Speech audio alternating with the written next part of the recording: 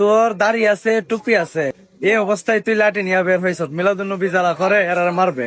কারণ তোর হাতে লাঠি দেখার কারণে তোর যদি ভয় পাওয়া যায় কেউ কেউ একজন, শুধু মুসলমান এমন না, কেউ একজন ভয় পেয়ে গেছে, তোর এই মুসলমানিত্বের কোনো দাম নাই। মুসলমান তারা দেখলে মনের ভিতরে ভালোবাসা রাখতে হবে, ভাবতে হবে যে না, কেউ মুসলমান আসতেছে, এখানে আমি সেফ। অর্থাৎ একজন মুসলমানের কাছে অন্য মুসলমান না, যে কোনো ধর্মের লোক হোক, যে সেফ থাকতে হবে।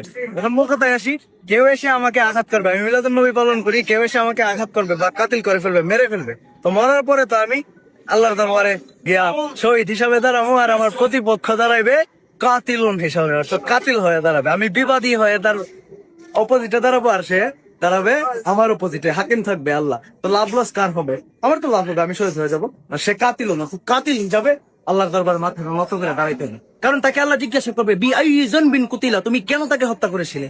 তখন সে উত্তর দিতে পারবে না, আর সে যদি উত্তর দেয় বলবে সে মিলাদুন্নবী পালন করছে, এই জন্য তাকে হত্যা করেছে। তখন আমি দাঁড়ায় বলবো, ইয়া রাসূলুল্লাহ, আপনার মিলাদে আমি খুশি হয়েছিলাম, আর আমি খুশি হয়ে খুশি উদযাপন করছি, যেখানে আল্লাহ তাআলা বলছে ওমা আরসালনাকা ইল্লা রাহমাতাল লিল আলামিন, নবীকে আমি রহমত হিসেবে পাঠিয়েছি, এবং আল্লাহ বলছে তোমরা রহমত পেয়ে খুশি উদযাপন করো। এই খুশি উদযাপন করতে গিয়ে আমি কতিল হয়ে গেছি, আমাকে কতল করা হয়েছে।